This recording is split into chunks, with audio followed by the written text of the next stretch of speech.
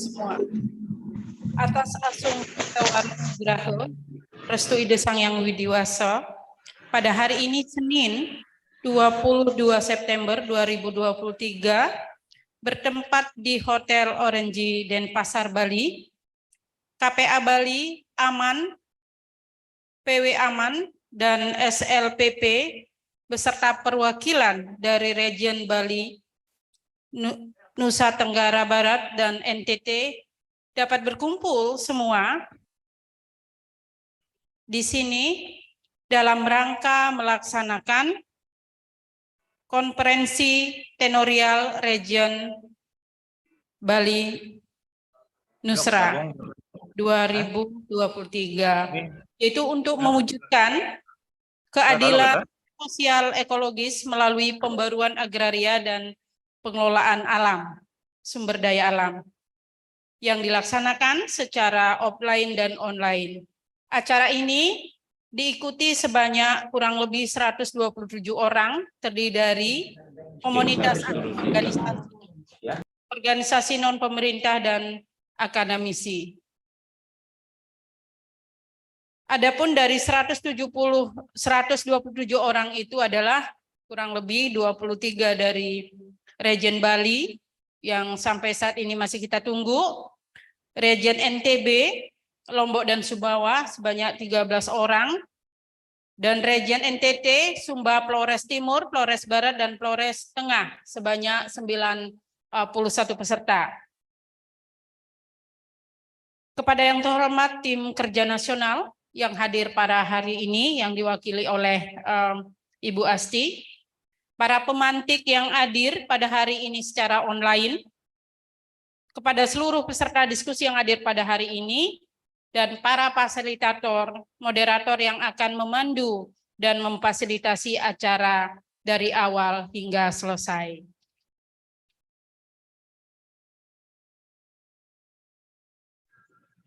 Untuk itu, mohon izin kami dari Panitia Pelaksana Region Bali Nusa dapat menyampaikan rangkaian kegiatan pada hari ini. Adapun rangkaian acara pada hari ini sebagai berikut.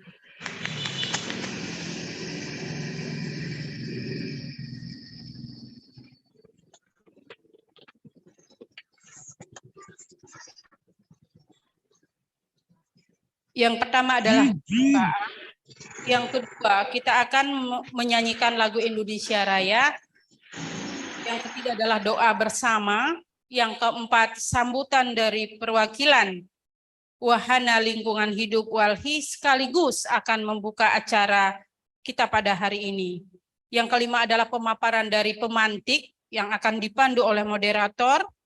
Yang keenam adalah diskusi kelompok yang akan difasilitasi oleh para fasilitator. Dan yang selanjutnya adalah pleno hasil diskusi, yang kedelapan penutup dan foto bersama. Itu rangkaian acara pada hari ini. Yang pertama adalah acara pembukaan sudah kita lalui bersama. Untuk acara yang kedua, mari kita menyanyikan lagu Indonesia Raya akan dipandu oleh operator, dan kami mohon kepada seluruh peserta untuk berdiri.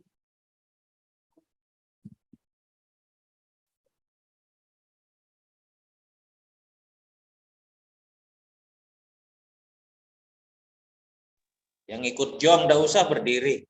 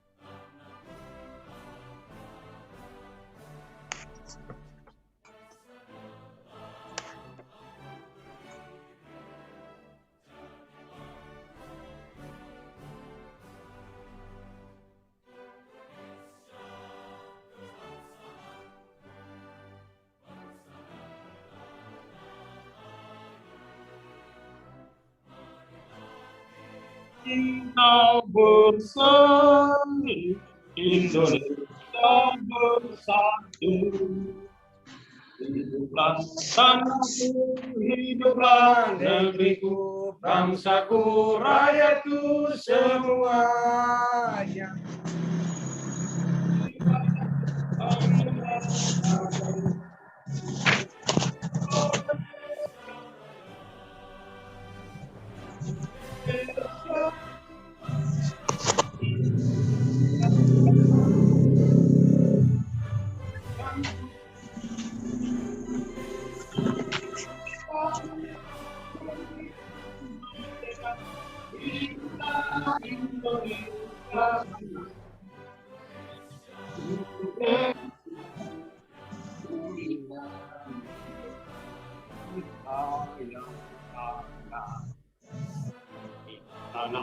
Aku berdiri untuk selama-lamanya.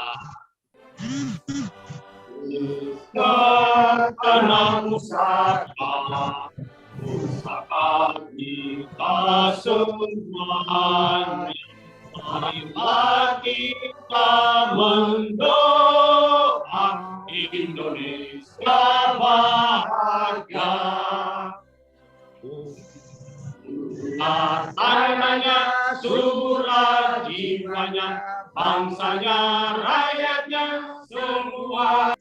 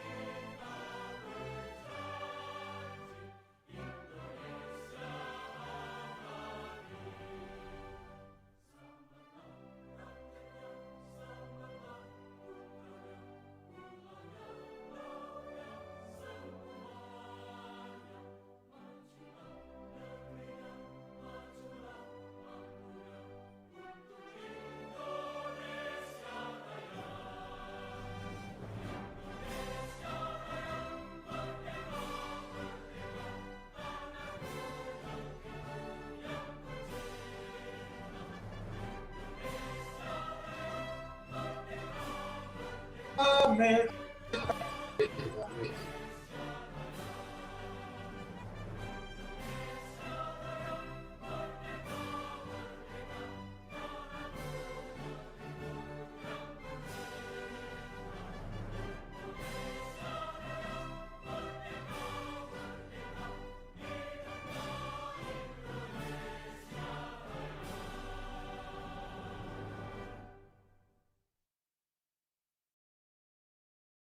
Kami mohon peserta masih tetap berdiri untuk kita melakukan doa bersama. Doa dimulai menurut keyakinan dan agama kita masing-masing. Berdoa mulai. Berdoa selesai. Dipersilakan kembali duduk seperti semula. Untuk acara selanjutnya adalah sambutan dari tim kerja nasional yang akan disampaikan oleh perwakilan dari Wahana Lingkungan Hidup yaitu WALHI, sekaligus membuka acara konferensi tenorial regional Bali Nusra yang diselenggarakan pada hari ini. Untuk waktu dan tempat kami persilakan.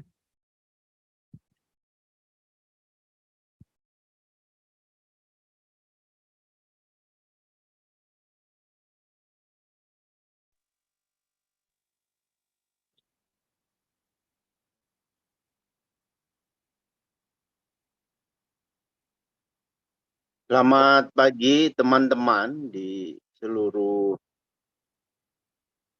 Bali, Nusa Tenggara Barat maupun Nusa Tenggara Timur.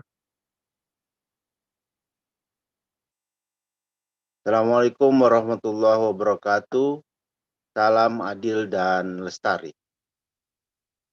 Lestari. Teman-teman yang saya hormati dan saya banggakan, puji syukur kita bisa bertemu pagi ini untuk sama-sama melaksanakan konferensi regional Lentenur. Jadi teman-teman, konferensi regional Lentenur ini adalah bagian dari konferensi nasional yang akan kita laksanakan di bulan depan, di bulan Oktober ya. Kenapa penting dilakukan konferensi regional ini? Agar ketika kita melakukan konferensi nasional nanti, itu problem-problem di tiap daerah, di tiap provinsi, problem-problem di tingkat komunitas, di tingkat kabupaten, itu sudah bisa kita ketahui. Jadi kita berkumpul hari ini untuk mengetahui apa saja problem-problem yang ada, yang kita hadapi, terutama terkait dengan masalah-masalah Lentenur atau penguasaan lahan atau pengelolaan lahan yang terkait dengan reforma agraria, yang terkait dengan konflik-konflik lahan di masyarakat, dan lain sebagainya.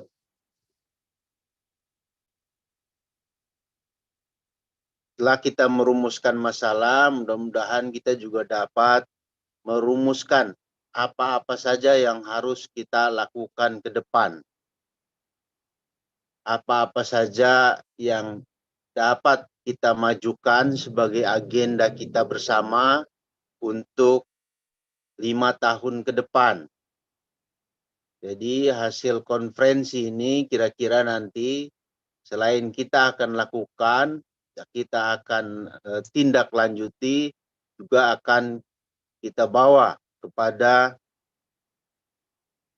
para kandidat ataupun nanti orang-orang yang akan terpilih memimpin bangsa ini ke depan.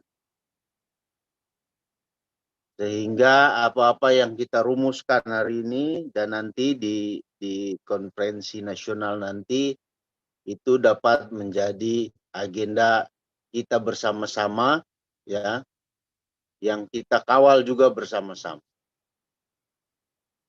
Teman-teman yang saya banggakan, yang saya hormati di Bali, Nusa Tenggara Barat dan Nusa Tenggara Timur. Oleh karena itu, acara hari ini adalah acara yang penting bagi kita semua agar apa-apa yang kita rumuskan itu memang betul-betul apa yang dihadapi oleh rakyat yang kita dampingi selama ini. Akhirnya saya mengucapkan terima kasih kepada teman-teman yang telah berkumpul baik secara offline di Denpasar di Bali maupun yang secara online di berbagai tempat di komunitas masing-masing maupun di provinsi Nusa Tenggara Barat maupun Nusa Tenggara Timur. Mudah-mudahan apa yang kita rumuskan hari ini bermanfaat bagi rakyat dan dapat kita tindak lanjuti secara bersama-sama. Demikian saya mewakili steering komite atau panitia pengarah di tingkat nasional membuka acara ini secara resmi dengan membaca Bismillahirrahmanirrahim. Semoga acara ini diberkati sampai akhirnya. Demikian. Assalamualaikum warahmatullahi wabarakatuh. Salam adil dan lestari. Terima kasih.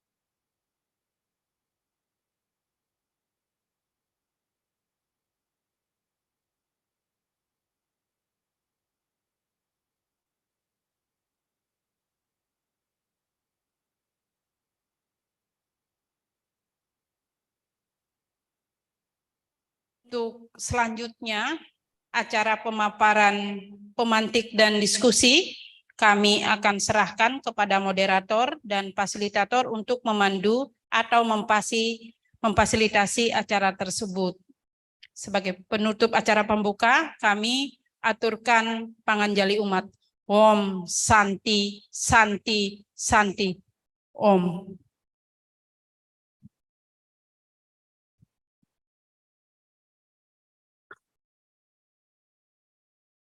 Terima kasih kepada Bu Indrawati. Selanjutnya, kita akan mendengar, sebelum masuk ke sesi diskusi, kita akan mendengarkan dulu beberapa pematik ya dari beberapa tipologi kasus. Di sini ada tentang permasalahan utama kebijakan kehutanan dan percepatan pembangunan infrastruktur dan sektor energi di Bali Nusra. Nanti akan disampaikan oleh Pak Ernest, ini dari Aman Flores Nusa Bunga. Kemudian yang kedua itu terkait konflik agraria tanpa penyelesaian di sektor pertambangan. Refleksi dari kasus masyarakat adat Cek Bocek Selesai Krensuri. Nanti ini akan dibawakan oleh Pak Febrian. Kemudian dampak ekspansi pengembangan pariwisata terhadap masyarakat di Bali Nusa Tenggara. Ini dari refleksi kasus masyarakat Komodo dan Labuan Bajo, nanti akan disampaikan oleh Bang Ano dari Sun Spirit. Kemudian yang keempat adalah dampak kebijakan sektor pesisir dan pulau-pulau kecil di Bali Nusra. Ini dari Umbu Ulang atau Walhi NTT. Tapi nanti kita coba lihat apakah Umbu Ulang sudah hadir di Zoom atau tidak. Dan mungkin nanti setelah proses pematik selesai memaparkan, nanti kita minta satu peserta dari offline di sini yang bisa kasih testimoni, dan saya harap itu nanti dari perempuan ya, yang akan bisa menyampaikan. Oke, tanpa berlama-lama lagi, saya panggil saja untuk pematik yang pertama, Bang Ernest dari Aman Flores Nusa Bunga. Untuk waktu dan tempatnya saya persilahkan.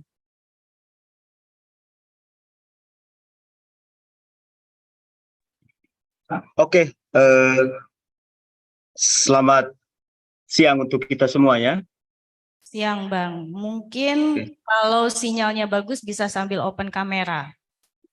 Kayaknya jaringan di rumah Nusa Bunga ini diborong lagi trouble juga. Oke, siap. Kalau Soalnya gitu lagi pakai hotspot. Gitu. Oke, terima kasih. Terima kasih untuk panitia yang sudah mengundang saya sebagai pemantik diskusi. Karena sebagai pemantik diskusi, saya tidak punya materi yang sistematis, tapi saya coba akan menjelaskan beberapa hal terkait kasus hutan di Flores dan soal isu bagaimana isu energi yang saat ini sedang gencarnya di Flores. Oke, pertama terkait pokok persoalan hutan di Flores, terjadinya klaim sepihak oleh negara dengan kebijakan perubahan status hutan dan penetapan lokasi proyek strategis nasional. Ada beberapa alasan yang membuat pemerintah mengambil kebijakan seperti itu, yang sebentar akan kita kasih problematisasi sebenarnya. Pertama itu adalah kecenderungan pemerintah selama ini selalu menuding masyarakat adat itu sebagai perusak hutan. Sehingga pilihan-pilihan merubah status hutan itu berdiri di atas fondasi bahwa masyarakat adat sebagai subjek yang perusak hutan. Di sisi lain, negara juga menetapkan hutan melalui SK penetapannya itu dengan alasan itu menyelamatkan hutan itu sendiri. Saya masih teringat pernah berdiskusi dengan, bukan berdiskusi ya, tapi mendengar seorang bupati, mantan bupati, yang isi kepalanya mereka itu sangat dibentuk oleh rezim Orde Baru. Mereka mengatakan hutan itu sebagai ibu. Jadi harus diurus oleh negara, karena negara dipandang sebagai ibu dan ayah. Itu. Lalu alasan ketiga itu, yakni menekan isu krisis iklim. Krisis iklim dalam konteks diskursus global hari ini, bahwa bukan perubahan iklim lagi, tapi sudah krisis iklim. Dan pemerintah seakan-akan mau menjadi pahlawan kesiangan tanpa mengetahui kenapa krisis iklim itu terjadi, langsung membuat kebijakan yang sifatnya sebenarnya itu sembrono. Dari berbagai persoalan yang ada ini, nampak sekali bagaimana kita periksa dan kita tahu sebenarnya negara hari ini dan pemerintah lokal sebenarnya satu kesatuan itu memiliki kecacatan berpikir dalam mengurus hutan. Contohnya ketika menuding masyarakat adat itu merusak hutan, justru yang terjadi di berbagai daerah, masyarakat adat itu sangat pandai menjaga hutannya. Dalam jejak sejarah orang Flores, ada semacam rutinitas untuk menanam pohon di hutan adat, untuk menjaga ekosistem dan semuanya dalam hutan. Makanya misalnya seperti di Manggarai selalu ada pemetaan hutan yang sifatnya sakral tidak bisa disentuh, hutan adat yang sakral tidak bisa disentuh, atau yang disebut sebagai pong, atau hutan adat yang kayunya bisa diambil tapi punya kewajiban adat untuk menanam lagi.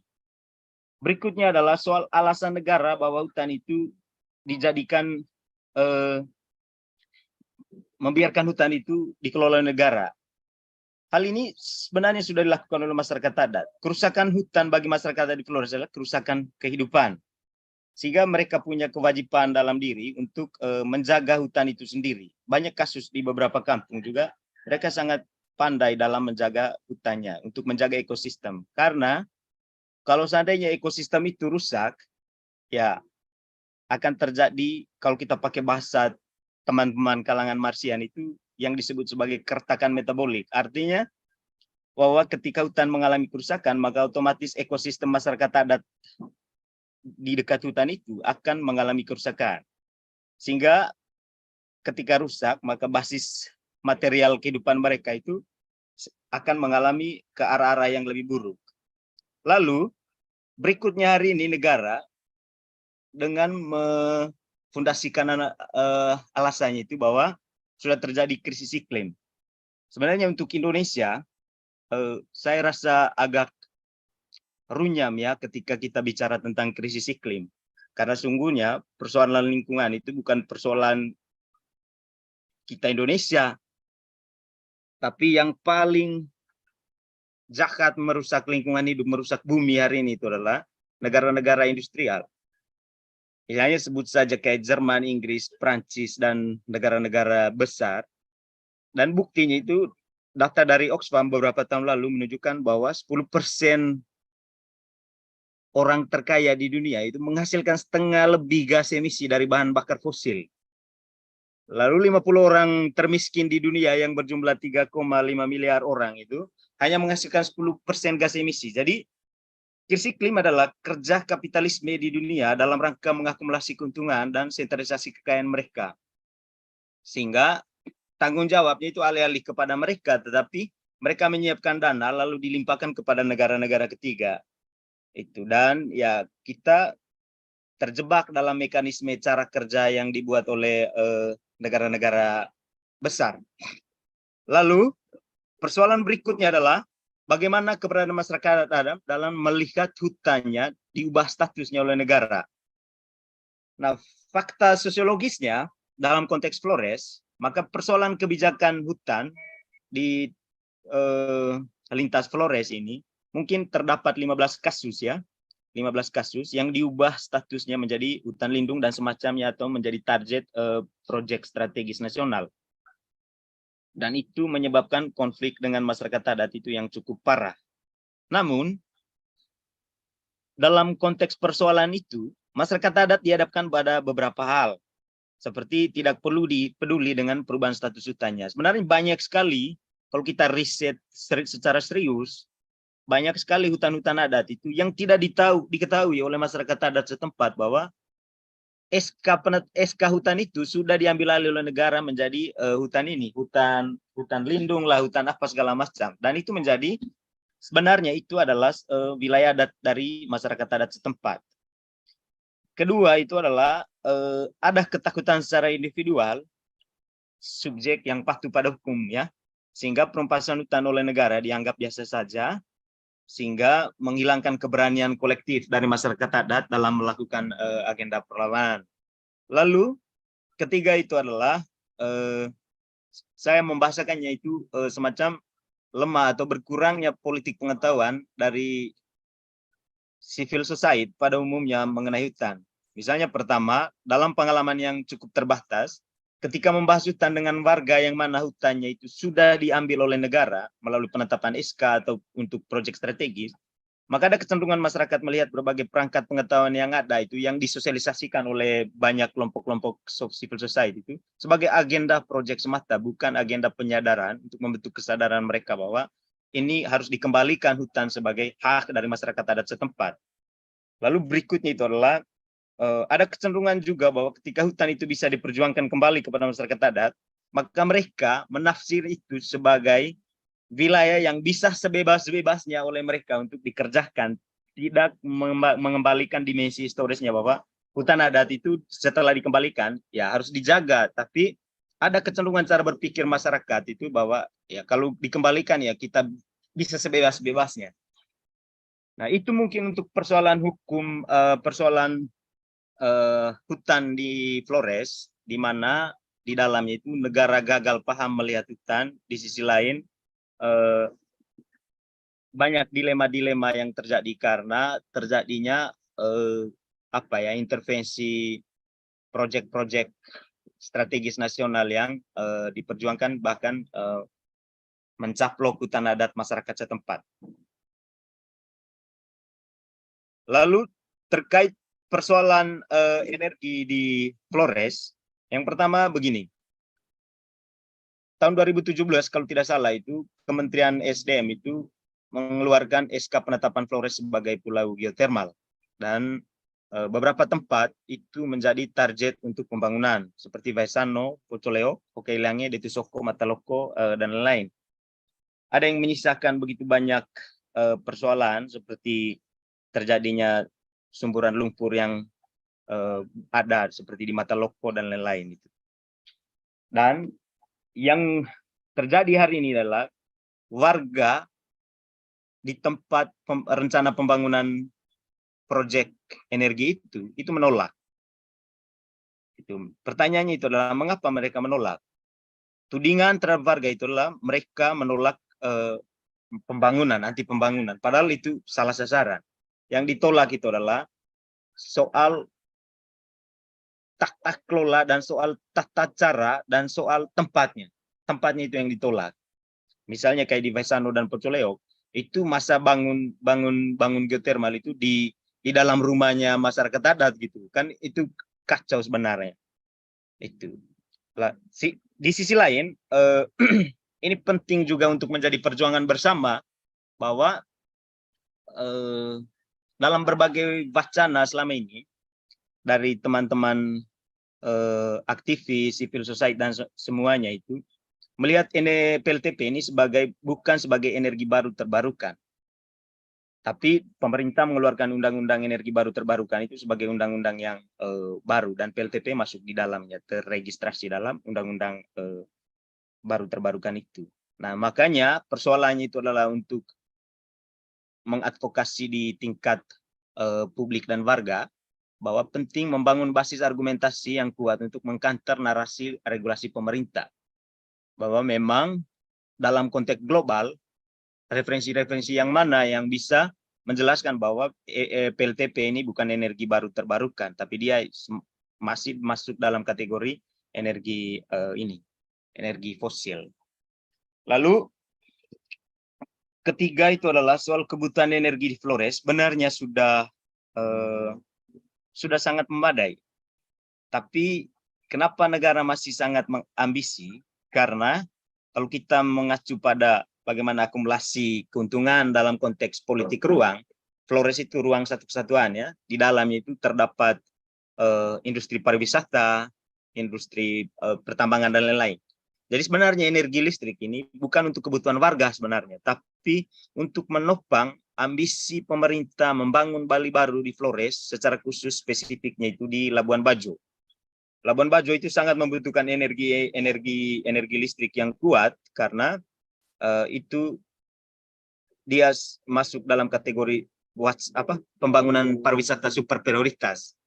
Halo Bang Ada Ernest. beberapa kawasan wisata lainnya di Flores yang sudah menjadi mainstream dan membutuhkan energi. Begitu juga mungkin dengan pembangunan Waduk Lambo di Mbai, yang mana masyarakat adat menolak pembangunan waduk itu, bukan menolak pembangunan, tapi menolak pembangunan waduk yang ditetapkan di tempat di mana masyarakat adat Lambo itu hidup. Dan Mohon maaf Bang Ernest, mungkin untuk pendalaman tadi soal permasalahan-permasalahan, nanti bisa kita lebih diskusi jauh ya di proses diskusi kelompok. oke Mbak, Jadi, oke. Jadi itu mungkin yang terakhir Mbak, soal cerita Waduk Lambo. Jadi terima kasih. Makasih Bang Ernest karena masih ada beberapa pematik yang lain dan nanti kita bisa lebih banyak eksplor ya dengan akan dipandu oleh fasilitator. Tadi catatan yang banyak sekali catatannya Bang Ernest, tapi tadi saya mau menggarisbawahi soal bagaimana negara melihat hutan dan peran masyarakat atau rakyat begitu ya. Jadi masyarakat atau rakyat itu dianggap hanya sebagai perusak hutan. Nah, inilah yang sebenarnya target dari konsolidasi dan konsultasi kita hari ini juga termasuk adalah kita mau mencoba untuk meluruskan, mengoreksi paradigma-paradigma yang salah yang dipakai oleh pemerintahan kita, kemudian dari kebijakannya dan praktek-prakteknya. Begitu. Jadi terima kasih Bang Ernest. Nanti ini semoga ini bisa menjadi pematik ya untuk bisa kita lebih banyak eksplor lagi. Tanpa berlama-lama saya akan panggil untuk pematik kedua yaitu Bang Febrian akan menyampaikan terkait konflik agraria tanpa penyelesaian di sektor pertambangan. Refleksi kasus masyarakat adat Cek Bocek Selesek Rensuri. Untuk waktunya mungkin tidak lebih dari 10 menit ya Bang Febrian karena kita nanti akan banyak fokus di proses diskusi dan konsultasinya. Silakan Bang Febrian.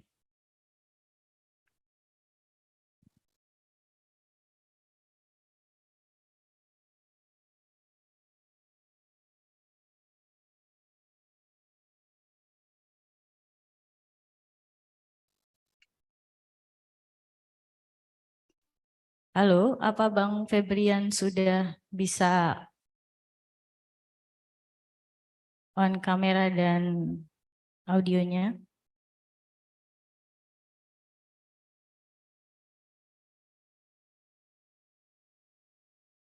Atau kita bisa lanjut dulu sambil menunggu Bang Febrian?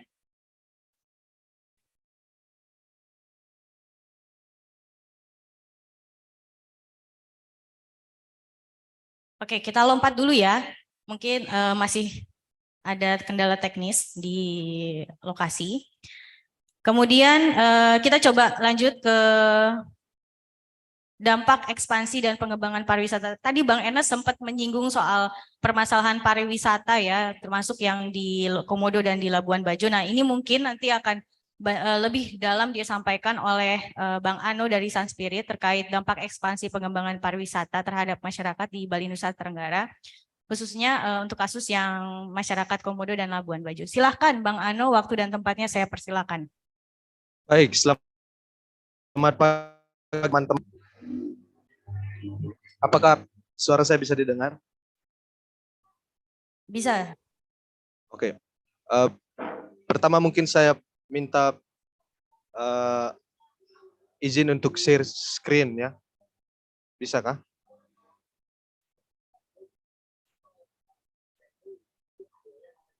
Boleh di share screen boleh.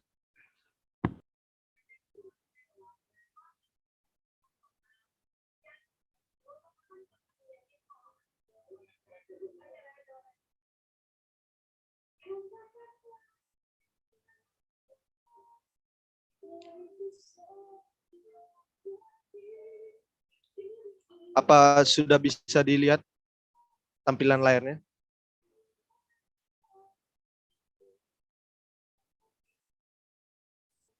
Bisa.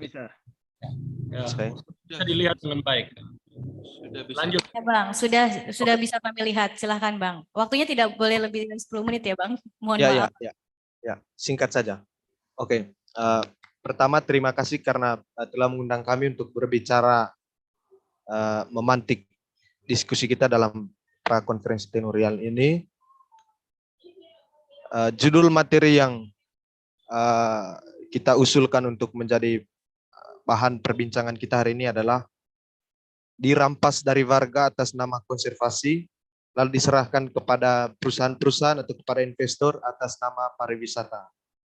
Nah, materi ini secara garis besar akan menggambarkan situasi ketidakadilan agraria dalam proses pembangunan pariwisata di Flores, khususnya dengan mengambil contoh beberapa kasus proyek strategis nasional yang ada di terutama yang ada di Flores bagian barat di Labuan Bajo, tempat yang hari ini menjadi lokus yang cukup besar konsentrasi keuangan negara diberikan oleh rezim Jokowi. Oke, apa yang akan kita diskusikan hari ini adalah yang pertama, gambaran umum tentang pariwisata dan ketidakadilan agraria di Flores. Yang kedua, contoh kasus dari Pulau Komodo. Dan yang ketiga, analisis kecil tentang pelanggaran hak warga dan ekologi. Dan yang terakhir, beberapa rekomendasi yang mungkin akan menjadi bahan perbincangan kita ya. Ada apa sebenarnya di balik pariwisata super premium? Dari namanya saja ini, pariwisata super premium ini kita sudah bisa tangkap bahwa memang yang diinginkan oleh rezim ini adalah sesuatu yang premium atau sesuatu yang mahal, ya. Sesuatu yang mahal. Jadi saya selalu tertarik untuk memulai perbincangan tentang pariwisata di Flores ini dengan statement yang pernah disampaikan oleh Menteri Koordinator Maritim dan Investasi, Pak Luhut. Dia pernah katakan bahwa komodo itu mahal dan dia harus dijual. Itu pernyataan yang menurut saya menjadi kesimpulan atau menjadi rangkuman dari isi otak pemerintah kita tentang bagaimana Flores ini akan dirancang ke depan. Ya. Jadi komodo itu satu-satunya di dunia dan dia harus dijual. Maka dari situ kita bisa tahu bahwa apa sebenarnya yang mau didesain dari Labuan Bajo dan Flores secara umum ya. Oke, gambar ini saya harap kita semua bisa lihat. Ya. Gambar ini menunjukkan info tentang desain yang sudah dibuat oleh pemerintah sejak tahun 2011 melalui Master Plan Percepatan dan Perluasan Pembangunan Ekonomi Indonesia, yang kemudian membuat wilayah-wilayah terutama di Flores bagian barat ini menjadi lokus bagi investasi ya. Lokus bagi investasi. Yang pertama itu ada Taman Nasional Komodo yang menjadi sentrum pariwisata, pembangunan pariwisata dan konservasi.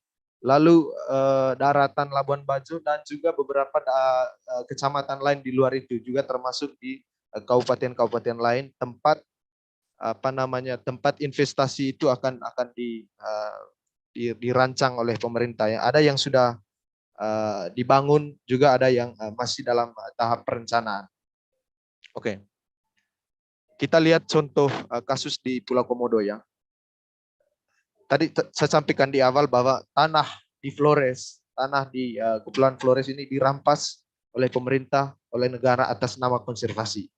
Contoh paling baik itu ada di Pulau Komodo. Jadi di sana ada 2.000-an warga yang disebut sebagai Atamodo ya. Sukunya itu disebut suku Atamodo. Mereka ini penduduk asli yang sudah ratusan bahkan ribuan tahun ada di sana, tinggal dan menetap di sana.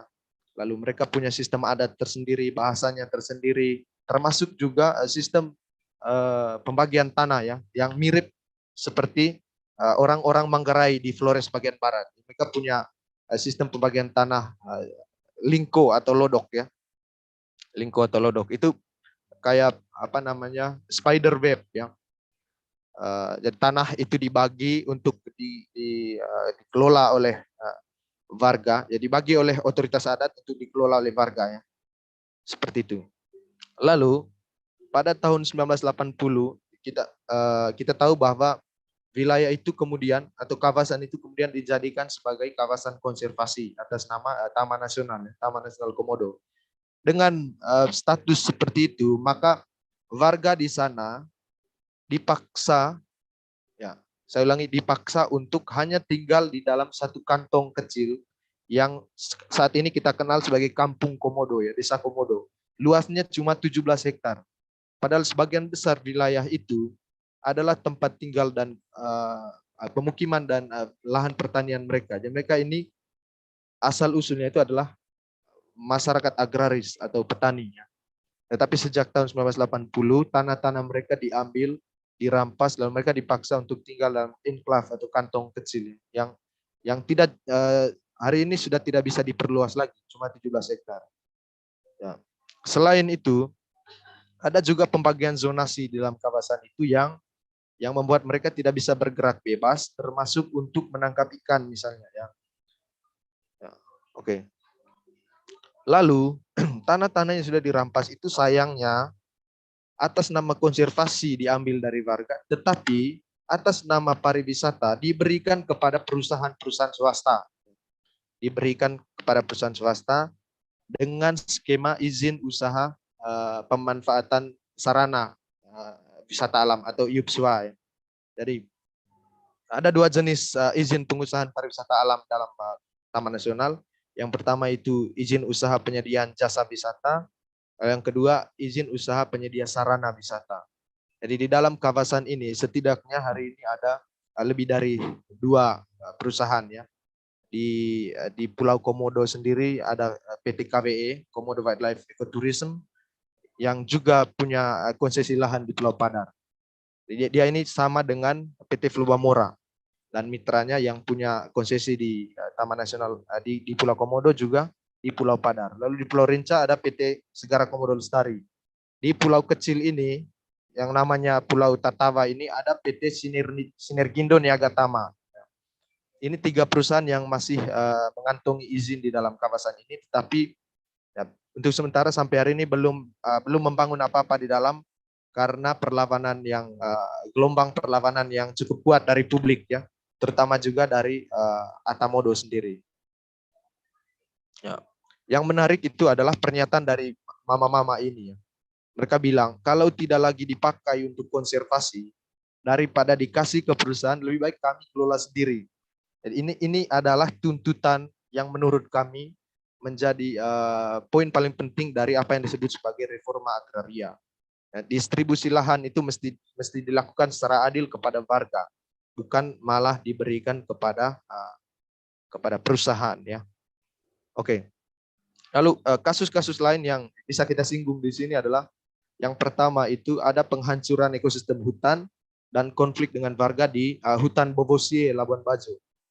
Nah, kasus di hutan Bobosie ini persisnya adalah Badan Pelaksana Otorita Labuan Bajo Flores atau BPLBF yang menjadi kaki tangan pemerintah pusat di Flores dan wilayah sekitarnya ini diberi amanat untuk membangun kawasan pariwisata di atas lahan seluas 400 hektar yang menjadi satu-satunya hutan tutupan wilayah Kars, menjadi satu-satunya hutan tempat resapan air untuk Labuan Bajo dan sekitarnya. Tapi lahan itu sekarang sudah terancam 400 hektar untuk dibangun sarana-sarana seperti hotel, resort dan lain-lain ya. Jadi selain penghancuran ekosistem hutan juga ada konflik dengan warga yang sejak tahun 1990-an menetap di sana dan sudah mengusulkan legalisasi lahan itu dengan skema reforma agraria. Mereka mengusulkan legalisasi tetapi cuma dikasih 38 hektar untuk mereka. Sedangkan sisanya itu diberikan kepada Badan Pelaksana Otorita yang baru datang tahun 2018. Ini yang bikin warga sakit hati di sana. Itu yang pertama. Lalu yang kedua, seperti yang kita tahu juga akhir-akhir ini ada kasus ganti rugi lahan yang tidak kunjung dibayar di jalan menuju kawasan ekonomi khusus Golomori, Labuan Bajo. Tadi itu yang kedua. Lalu yang ketiga tadi juga sempat disinggung oleh Bung Ernest tentang infrastruktur energi di Flores. Tadi disinggung beberapa tempat, diantaranya itu Vaisano, Pocoleok, Mataloko, Sokoria. Di mana tempat-tempat ini ada upaya paksa atas nama hukum, terutama pasca ditetapkannya Flores ini menjadi pulau geotermal. Ya, atas nama hukum maka semuanya dianggap sesuai prosedur ya. Jadi pengambilan tanah, perampasan tanah itu dianggap sudah sesuai dengan prosedur yang legal oleh pemerintah pusat ya, atas nama pembangunan untuk kepentingan umum, atas nama proyek strategis nasional dan lain-lain. Oke. Ya, beberapa refleksinya itu adalah pelanggaran hak-hak warga dan hak lingkungan.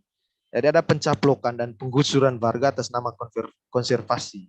Lalu pembentukan Taman Nasional dan kawasan konservasi, dan kemudian ternyata tanah-tanah itu dikasih ke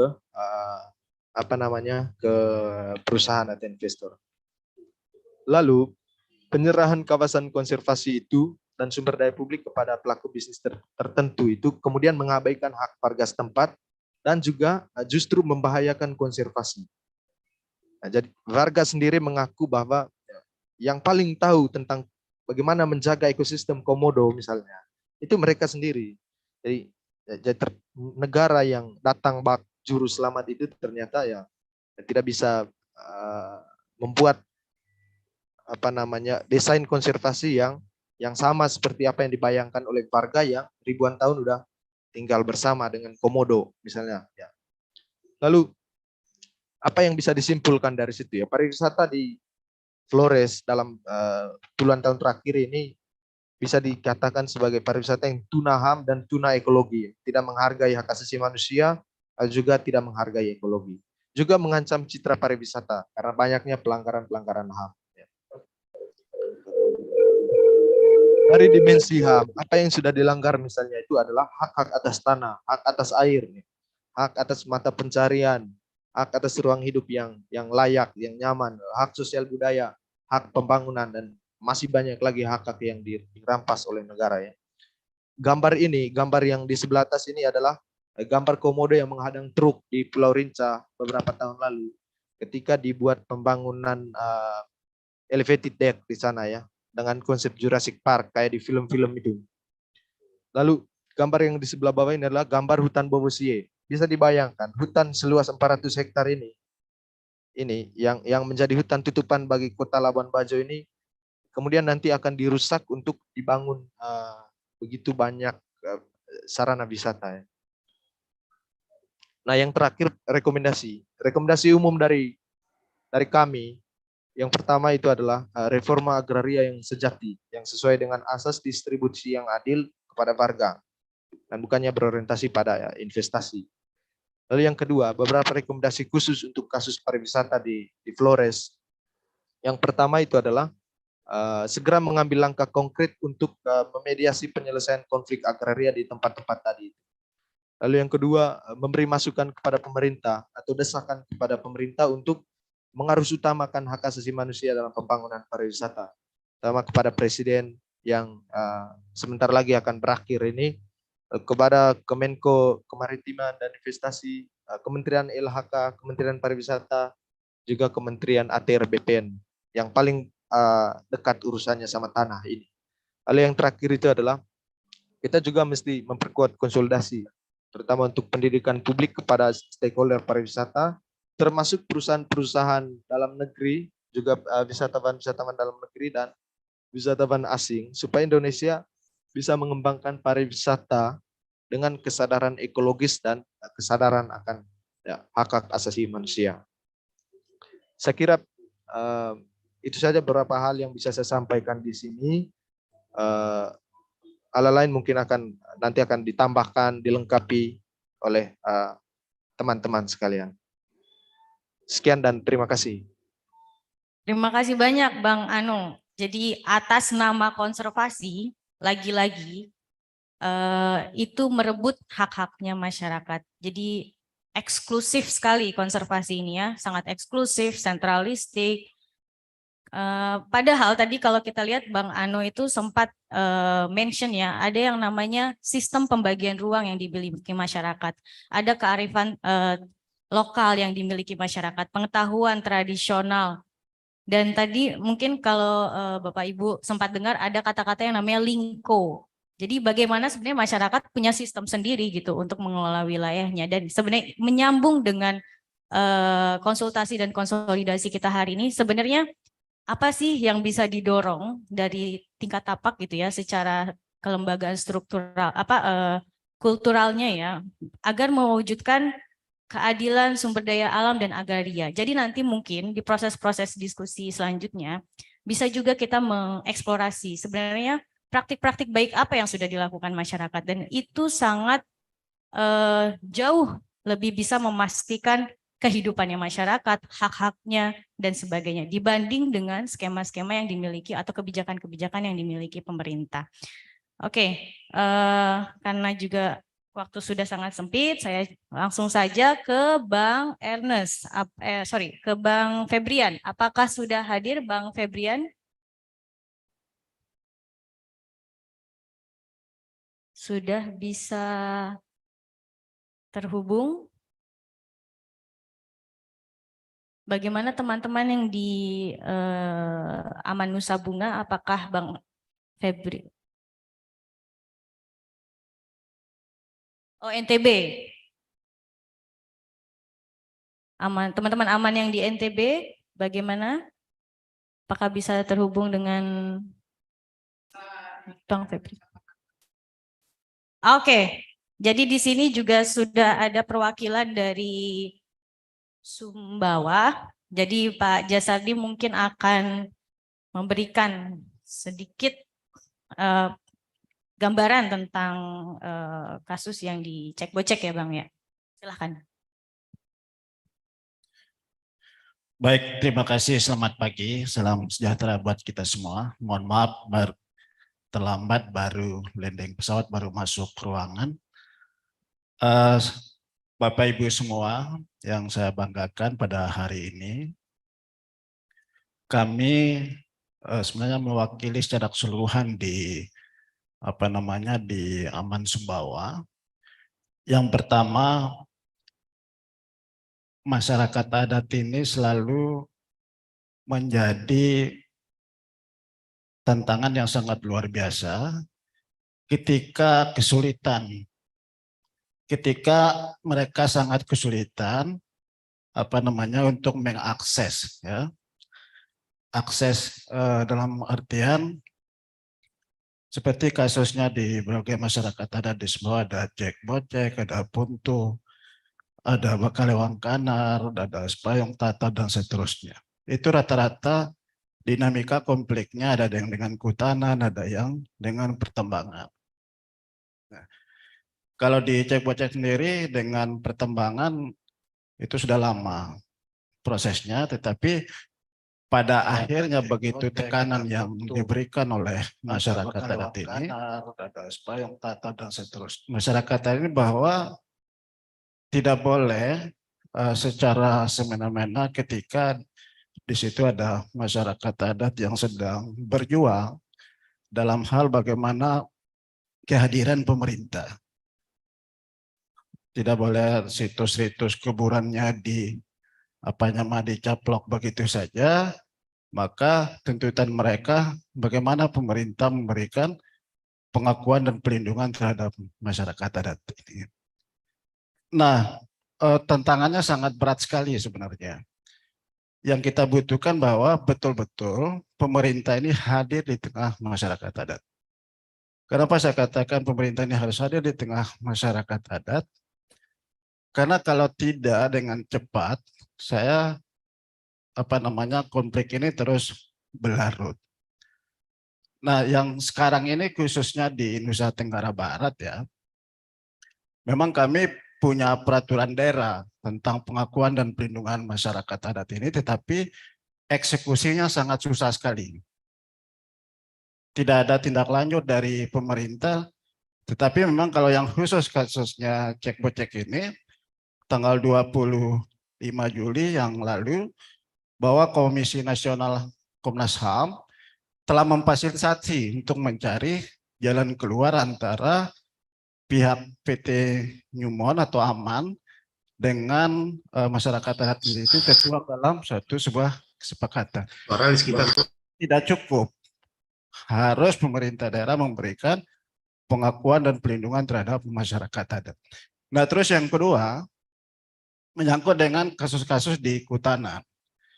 Banyak wilayah masyarakat adat atau hutan-hutan adat mereka masuk dalam konsesi kehutanan. Itu dalam konteks kawasan hutan. Nah, sementara di satu sisi masyarakat adat mengatakan itu wilayah adatnya, wilayah hutan adatnya, tetapi satu sisi pemerintah dalam konteks kehutanan tetap mengatakan itu sebagai bentuk kawasan hutan. Nah, sehingga konflik ini terus terjadi.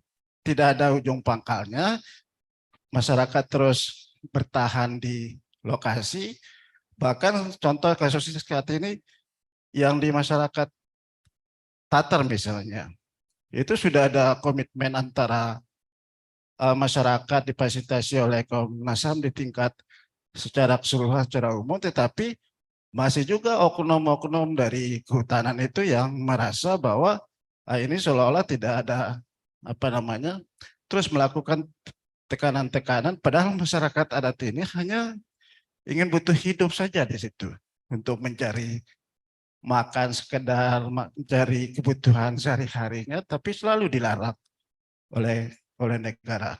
Nah, sehingga Bapak Ibu semua bahwa konflik ini kalau tidak kita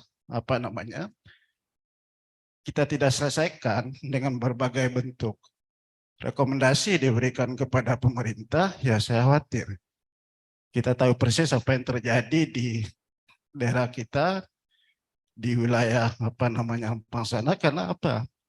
Itu terdeteksi ketika dari awal pemerintah tidak hadir di tengah masyarakat. Nah, yang khusus kasus di Sumbawa ini bukan hanya soal masyarakat adat Cek Bocek saja, tapi masih banyak masyarakat adat lainnya yang merasa kesulitan dalam mengakses lingkungan di wilayah adatnya.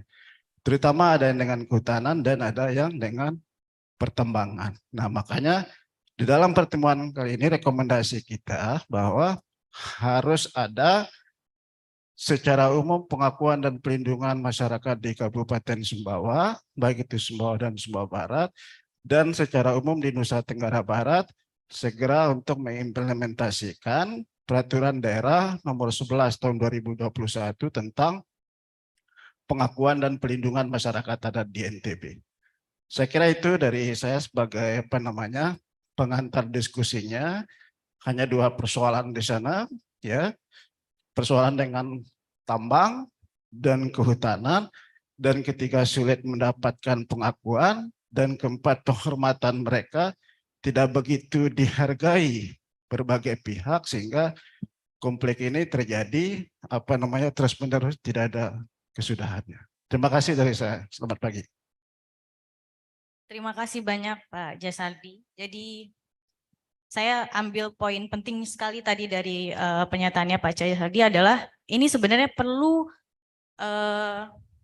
mendorong secara cepat ya pengakuan dan perlindungan dari masyarakat adat begitu, dan masyarakat lain yang sedang berkonflik. Jadi sebenarnya ini sangat relevan sekali dengan target dari konsultasi dan konsolidasi kita hari ini. Salah satunya adalah bagaimana mempercepat dan mengembangkan pengakuan negara atas hak rakyat dan masyarakat adat dalam beragam bentuk dan inisiatifnya, baik di wilayah darat, pesisir, kelautan dan pulau-pulau kecil. Jadi tidak hanya masyarakat adat, tapi juga masyarakat secara umum, dan kemudian tidak hanya yang di darat, tapi juga yang di pesisir dan pulau-pulau kecil. Nah, berbicara dengan pesisir dan pulau-pulau kecil, di sini sebenarnya untuk pematik keempat itu akan disampaikan oleh Umbu Wulang dari Walhi NTT terkait dampak kebijakan sektor pesisir dan pulau-pulau kecil di Bali Nusa Tenggara. Karena kita tahu Bali dan Nusa Tenggara banyak sekali pulau-pulau kecilnya. Apakah Pak Umbu Wulang hadir dalam Zoom ini? Untuk teman-teman Bapak Ibu sekalian yang di Zoom, mungkin kita tidak bisa buka sesi tanya jawab dulu, tapi nanti akan ada diskusi setelah ini, proses diskusi yang nanti difasilitasi oleh dua fasilitator, dan di masing-masing lokus juga nanti sudah ada koordinator yang akan memfasilitasi untuk proses diskusinya. Gitu. Untuk Umbu Wulang dari Walhi NTT, apakah hadir dalam Zoom ini?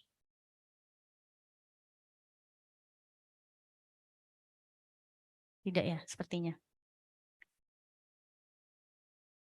Oke, kalau begitu mungkin saya bisa mencari ya dari yang di offline, adakah yang bisa memberikan sedikit testimoni? Mungkin pertama terkait yang pesisir dan pulau-pulau kecil dulu. Meskipun di hari sebelumnya untuk region Maluku dan pesisir dan pulau-pulau kecil sudah dibahas, tapi karena Bali ini juga menjadi bagian dari pulau-pulau kecil, adakah yang bisa memberikan sedikit highlight atau penyampaian? Mungkin dari SLPP atau dari garis pantai atau dari YPL, bagaimana? Bang Haris mau sampaikan? LBH, ada LBH di sini?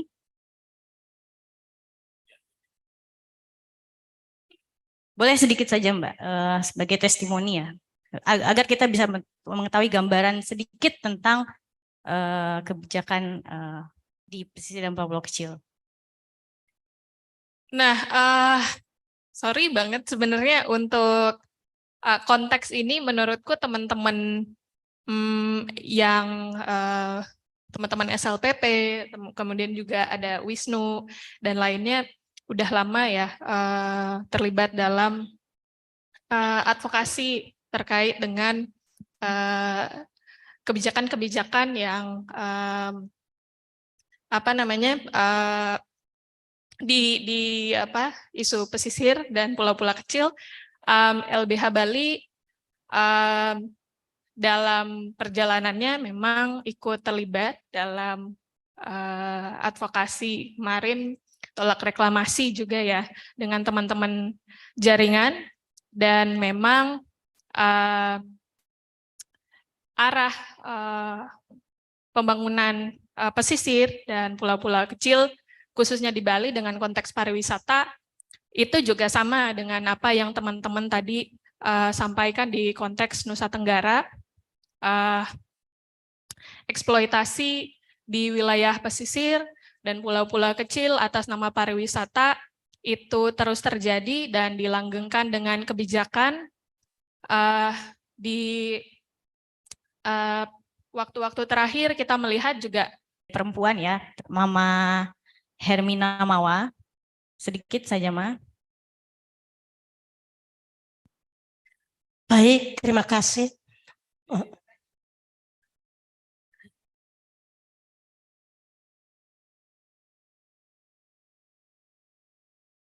Baik, terima kasih. Saya sedikit menceritakan tentang dengan wacana pembangunan Waduk Lambo yang disampaikan oleh Bang Ernest dan juga Bang Amo. Perjuangan kita di sana memang berbicara tentang lingkungan. Kita di sana sudah merusak lingkungan. Dan sampai hari ini pembangunan itu sudah berjalan. Tidak tahu kemana kami harus pergi dan kami harus tinggal di mana. Hari ini saya mau sampaikan mungkin dengan kebijakan-kebijakan apa atau aturan-aturan bagaimana, karena memang masyarakat kami di sana, kami sudah berjuang sejak tahun 1999 sampai 2002 dan dilanjut lagi dari 2015 sampai hari ini, kami masyarakat dianggap yang sebenarnya pembangunan itu untuk masyarakat, tetapi pembangunan itu untuk membahayakan masyarakat, karena kami sampai hari ini kami belum tahu kemana kami harus tinggal. Dan juga masyarakat kami di sana memang sejak awal kami dihadang. Setiap hari kami perempuan dan juga masyarakat adat itu kami harus menghadang dengan berhadapan dengan polisi. Karena setahu saya aparat keamanan itu adalah melindungi, mengayomi, dan melayani. Tetapi salah satu saya ini diborgol, dicekik, tapi sampai hari ini saya masih berdiri tegak untuk memperjuangkan hak-hak masyarakat.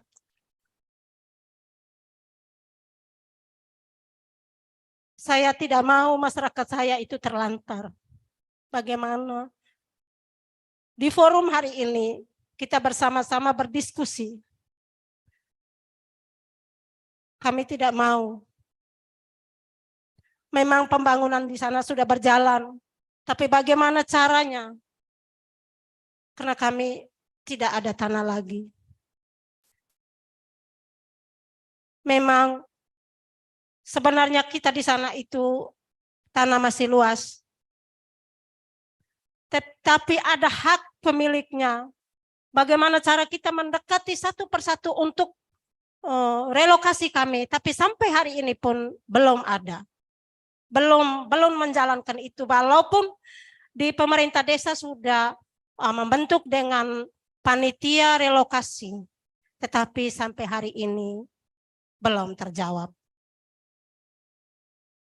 Kehidupan kami sejak dulu yang belum ada wacana pembangunan waduk itu kami, bukan berarti saya sombong, tetapi memang kenyataan hidup kami dengan petani dan peternak. Tetapi hari ini dengan wacana pembangunan waduk Lambo ini, ternak kami akan hilang, tanah kami akan hilang.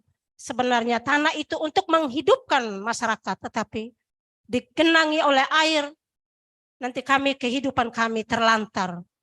Mungkin bisa jadi kemarin, sebelum-sebelumnya, cerita hanya orang di Jawa yang tinggal di kolong jembatan, tetapi besok mungkin saya akan seperti itu karena kami tidak punya tanah.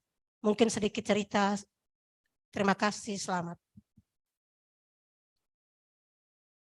Terima kasih Mama Hermina Mawar. Sangat nyata ya adanya pelanggaran HAM yang dilakukan oleh negara kepada masyarakat ya. Sebenarnya ini juga sangat-sangat relevan dengan target yang kita harapkan dari konsultasi dan konsolidasi hari ini, yaitu bagaimana sih memastikan perlindungan dan pemenuhan HAM para pejuang lingkungan, agraria, dan masyarakat adat dari tindakan kriminalisasi dan kekerasan. Nah, karena semua pematik sudah memaparkan dan juga tadi sudah ada 2 testimoni, mungkin saya tidak perlu berlama-lama lagi. Kita akan langsung masuk ke sesi diskusi dan konsultasi. Mungkin kami dari Zoom juga yang mengikuti dari Zoom bisa diberi kesempatan. Untuk di Zoom nanti bisa langsung berproses dengan para fasilitator ya Bapak Ibu. Jadi tidak kita bisa prosesnya bisa lebih lanjut maksudnya. Nah sebenarnya saya mau menggaris bawahi tadi beberapa pematik sudah menyampaikan soal perlu adanya konsolidasi. CSO sangat lemah, gerakan kita perlu diperkuat. Nah momen inilah Bapak Ibu sekalian, bagaimana kita memperkuat gerakan kita, mengkonsolidasikan dan berjuang bersama-sama. Jadi tidak lagi bergerak sendiri-sendiri, tapi kita mencoba berkonsolidasi dan mendorong pemerintah Indonesia, khususnya untuk pemerintahan ke depan ya, karena masa Bapak Joko Widodo ini sepertinya akan sudah berakhir dan kita perlu menyiapkan amunisi untuk pemerintahan ke depan. Oke, selanjutnya kita akan masuk ke sesi diskusi yang nanti akan dipandu oleh Pak Suwarnata dari Yayasan Wisnu dan kemudian Bu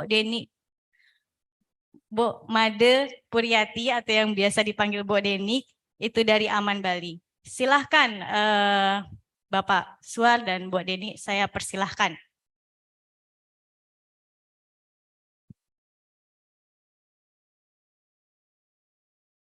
Baik, terima kasih Mbak Asti. Setelah mendengar inputan dari para pemantik, kita punya waktu kayaknya sebentar ya, dari offline untuk break sebentar ya. Setelah mendengar, kemudian ada kopi segala macam, Anda bisa ambil kopi, terus bawa ke meja masing-masing dan kita akan lakukan diskusi. Begitu juga teman-teman di Zoom, kalau yang sudah ada kopi di sekitarnya, kita break sebentar. Ya? Tidak ada kopi ini. Oh, tidak ada kopi. Sudah sendirilah Bapak dulu ya. Yang di Zoom tadi mau bicara nggak boleh, sekarang sebelum break gimana? Oke, baik. Teman-teman semua yang di sini break sebentar. Ya, karena yang ada juga yang dari beberapa jauh, cuma stretch sedikit. Sudah itu kembali ke tempat masing-masing. Kayaknya untuk peserta offline kita sudah ada kopi, tidak ada buah, silahkan datang ke PD Aman Lombok Tengah. NTB, Kabupaten Lombok Tengah. Nah, kita sudah break dalam 2 grup, langsung masuk ke kelompok. Kalau nggak salah, ini bisa bantu saya nama-nama yang bisa masuk ke meja masing-masing. Oke, sambil ngambil kopi ya, nanti masuk ke ruangan. Ya, yang untuk di Zoom boleh nanti langsung di lokus masing-masing. Yang tidak ada bergabung di lokus nanti bisa bergabung di offline ini, di kelompok offline. Teman-teman sambil ngopi dan kuenya saya bacakan pembagian kelompok sesuai dengan lembaganya yang kemarin sudah coba kami bagi untuk biar ada perwakilan dari masing-masing wilayah. Dibagi jadi kelompok. Kelompok 1 Serikat Petani Buleleng ada berapa orang? 4 orang bisa nanti akan dibagi ya orangnya. Ada 2 orang di kelompok 1 dan 2 orang di kelompok 2. Terus adat dalam Tamlingan sebagai pemangku AKKM ada 2 orang.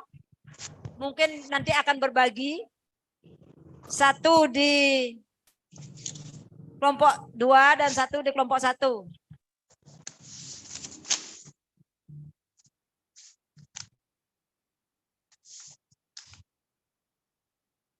Kelompok 1 itu ada Serikat